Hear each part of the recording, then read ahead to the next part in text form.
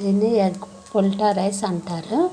దీనికి కావాల్సినవి యాలకులు, దాల్చిన చెక్క, లవంగ, మిరియాలు, ఉల్లిపాయలు, పచ్చిమిరపకాయలు. రైస్ ముందుగా చేసుకొని సరిపోయినన్ని ఎగ్స్ వేసి దాంట్లో పుల్టా చేసి దాంట్లో ఈ రైస్ వేసుకొని కర్రీ పెట్టుకోవడం. అంతే ఎగ్ రైస్, ఎగ్ పుల్టా రైస్.